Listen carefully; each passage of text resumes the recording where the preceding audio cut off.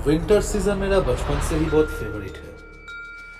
Winter season में बहुत सारे स्पोर्ट्स वगैरह हम खेल सकते हैं, लेकिन मेरी जिंदगी में ठंड का एक ऐसा रात भी गया था जिसको याद करते भी आज मैं ठीक से सो भी नहीं पाता हूँ।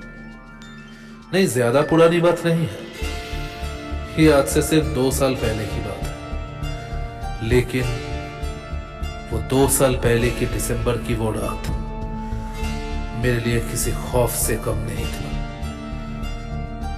उस टाइम मैं पुणे के एक सॉफ्टवेयर कंपनी में जॉब करता था और मेरा नाइट शिफ्ट में जॉब लगता था। ऐसे ही मैं एक दिन नाइट शिफ्ट में काम कर रहा था, लेकिन सोच ही लिया था कि आज मुझे जल्दी निकलना है, लेकिन काम के सिलसिले में फिर वही लेट हो गए। और जब मैं ऑफिस से बाहर निकला तो तब देखा कि रात के 3:30 बज चुके हैं। अब इस टाइम में ऑफिस का कार तो मिलेगा नहीं और कोई public transport is equal to impossible. फिर भी फोन में मैंने सर्च किया अगर कोई ओला या उबर कुछ भी मिलता है तो। नहीं, कुछ भी नहीं मिला, ना ही कोई बाइक टैक्सी भी मिला। ऐसे ही मैं बस स्टॉप पे खड़ा था, ठंड बढ़ता जा रहा था। कुछ कुत्ते वगैरह बाहर भौंक भी रहे थे। पता नहीं अब मैं घर कैसे लौटूंगा। ऐसे ही सोचते सोचते 40 मिनट बीत गया। तभी दूर से मुझे एक हॉर्न सुनाई दिया। अरे, शायद कोई ट्रांसपोर्ट आ रहा है। अगर कोई कार या ट्रक हो तो उसको रोक लूंगा, जितना दूर जाना हो एटलीस्ट चला तो जाऊंगा। दूर से मैंने देखा कि एक बड़ा सा लाइट मेरे नजदीक आ रहा है, और नजदीक आते हैं मुझे समझ में आया कि नहीं, 2 लाइट नीचे और 1 लाइट ऊपर। ओह, ये कोई बस है। ओह चलो, थैंक गॉड। लेकिन इस टाइम पे बस, जहां तक मुझे पता है शहरों में इस टाइम में तो कोई बस नहीं चलता, तो फिर ये बस।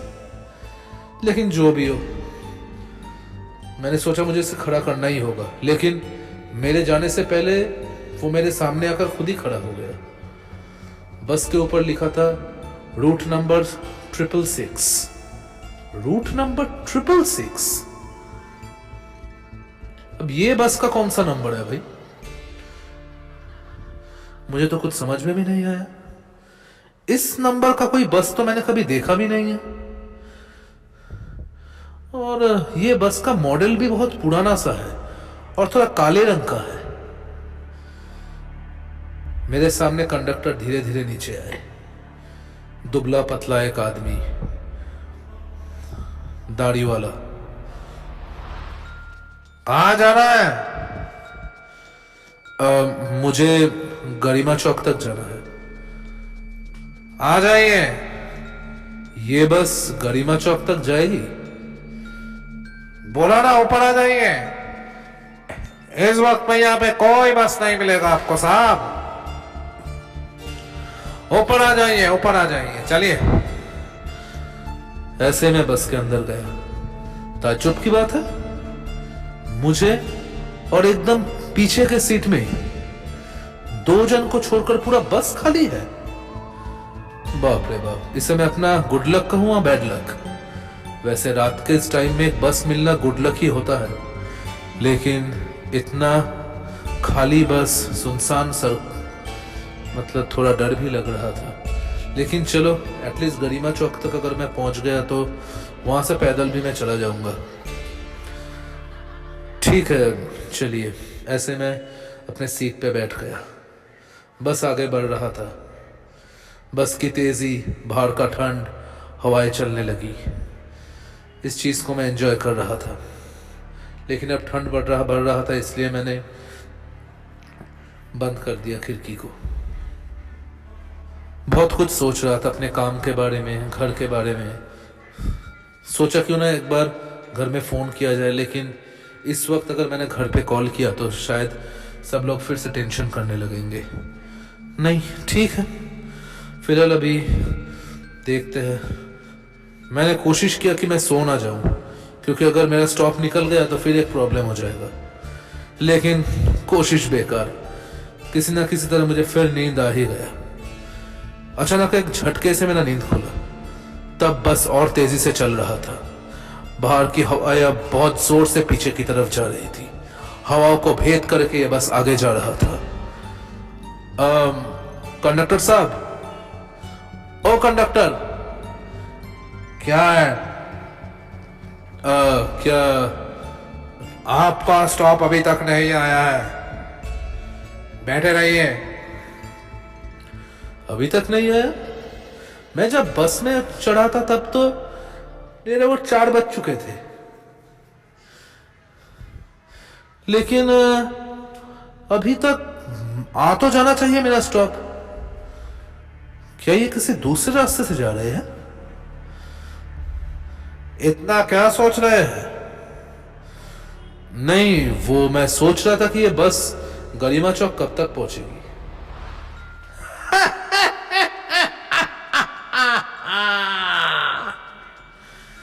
एक अजीब सा हंसी हंसकर, मानो कि वो मेरे बातों का मजाक उड़ा रहे हैं। सॉरी, आप इस तरीके से क्यों हंस रहे हैं? मैंने तो पूछा ये बस गरिमा चौक तक कब पहुंचेगा। ये बस गरिमा चौक तो कभी नहीं पहुंचेगी, क्योंकि इससे पहले ये बस कहीं और पहुंच जाएगी।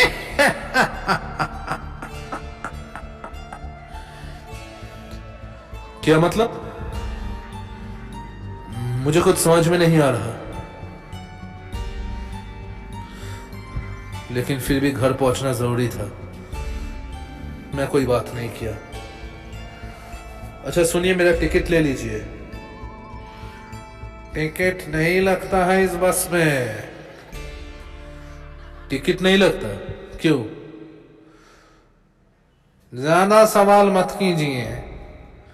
ठीक है, चलो भाई, मुझे क्या। फिर और बहुत देर तक मैं वेट किया। अब मुझे मामला कुछ सही नहीं लग रहा था। ओ कंडक्टर, इतना देर गरिमा चौक आने में नहीं लगता। इतना देर थोड़ी लगता है। आपका मकसद क्या है? देखिए, मुझे कहीं नहीं जाना है। मुझे अभी यहां से उतरना है।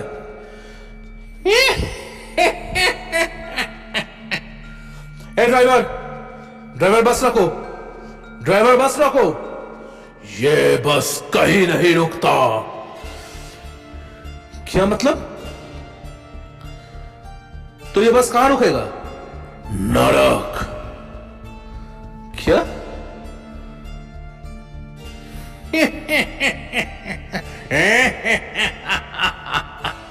मैंने देखा कि पीछे के वो पैसेंजर्स भी जोर जोर से हंस रहे हैं। ये हो क्या रहा है? बाहर मैंने देखा कि अब बस अपने नॉर्मल स्पीड से और तेजी से दौड़ रहा है। अरे अरे, इतनी स्पीड से क्यों चला रहे हो आप? अरे धीरे चलो, एक्सीडेंट हो जाएगा। एक्सीडेंट हो जाएगा। एक्सीडेंट?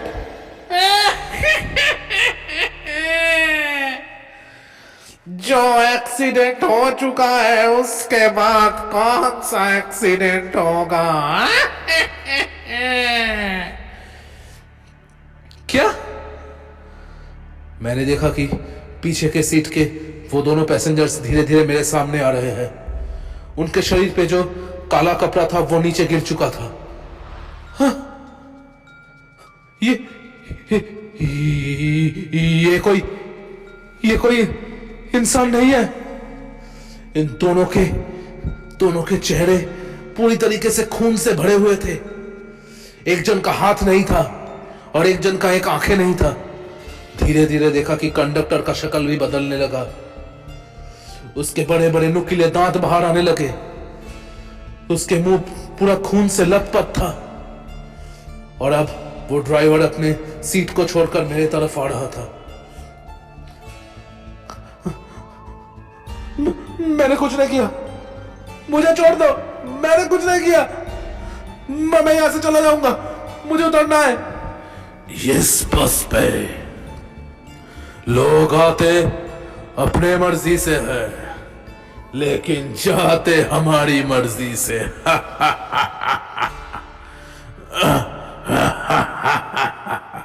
जोर से सब हंस रहे थे। पिशाचों की हंसी है ये। मैं इसे और नहीं ले पा रहा था। ये क्या हो रहा है मेरे साथ? ये किस बस में मैं चढ़ गया? तभी मुझे याद आया कि बस के ऊपर एक नंबर लिखा हुआ था, 666। अभी इस ड्राइवर ने कहा कि ये बस नरक में जाएगा, यानी 666 तो शैतान का नंबर है। मैंने एक बार पढ़ा था। यानी ये बस नरक में जाएगी। और अब तुम बहुत बुरी तरह फंस चुके हो।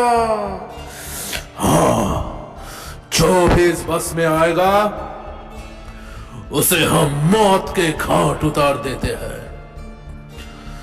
मैंने देखा कि वो सब लोग मेरी तरफ बढ़ रहे थे।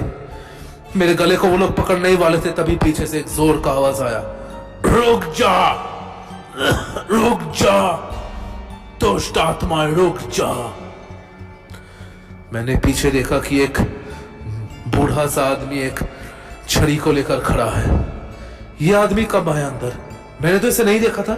जब मैं चढ़ा था तब तो बस में सिर्फ मेरे को छोड़कर सिर्फ ये लोग थे। तो इस लड़के का कुछ नहीं बिगाड़ पाएगा। मैं ऐसा होने नहीं दूंगा। यहां से चला जा। आज इस लड़के को कोई नहीं बचा सकता। यही इस बस का नियम है। जो भी इस बस के अंदर आएगा उसको मौत नसीब होता है। तो तू ऐसे नहीं मानेगा। मैंने देखा कि उस बुढ़े ने अपनी छड़ी को उन पिशाचों की तरफ किया और देखते ही देखते उस छड़ी से एक तेज लाल रंग की रोशनी उन पिशाचों पर लगा और वो पिशाच दूर जाकर गिरे। बेटा बेटा जल्दी मेरा हाथ पकड़ो और इस बस से कूद लगाओ। मैं कुछ नहीं सोचा, मैं उस बुढ़े का हाथ पकड़ लिया और दोनों मिलकर जोर से उस बस से हम लोग नीचे कूदे। मैं दूर जाकर एक लैंप पोस्ट से जा गिरा। चलते हुए बस से नीचे गिरना। लेकिन लकीली मेरा पीठ उस लैंप पोस्ट में जाकर लगा। सर किसी तरह बच गया था। मैंने देखा कि वो बस हमारी आंखों के सामने धीरे धीरे कोहरे में डिसअपीयर हो गया, मानो वो हवा में कहीं गायब हो गया। मैंने देखा कि दूर से वो बूढ़ा आदमी मेरी तरफ देखे जा रहा था। मैं किसी भी तरह लड़खड़ाते हुए उनके पास पहुंचा। दादाजी, ये क्या था? आपने मेरी मदद क्यों की? और ये बस? मैं सब बताता हूं तुम्हें बेटा।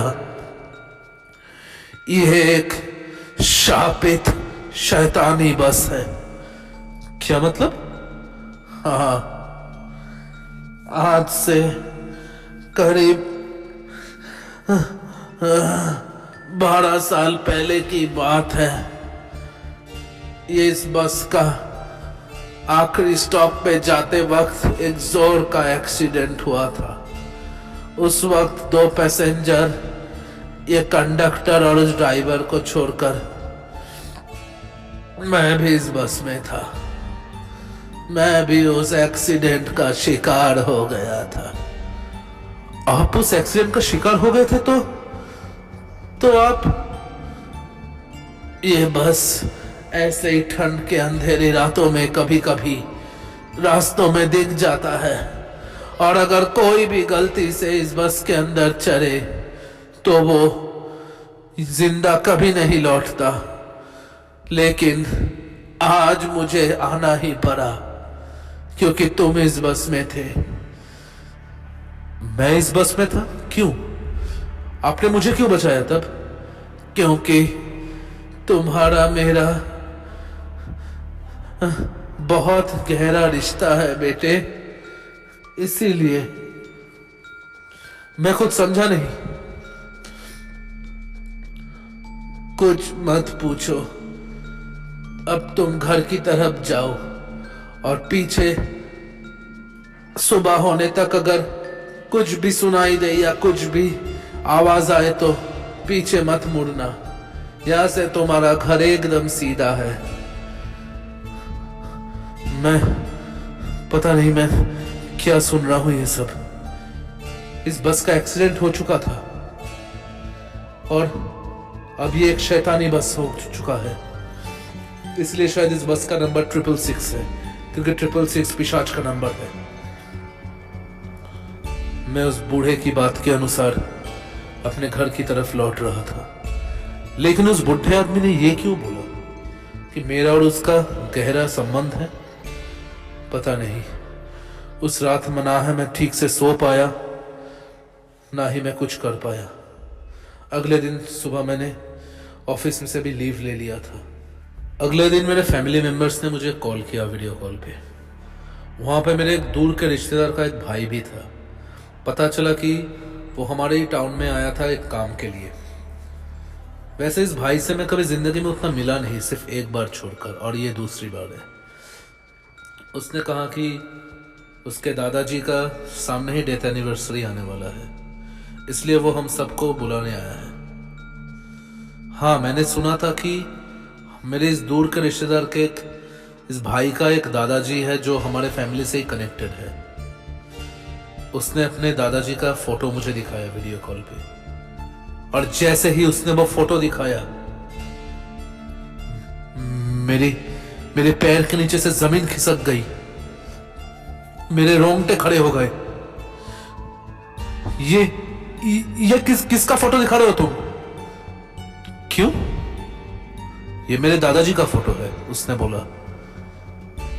ये कैसे हो सकता है?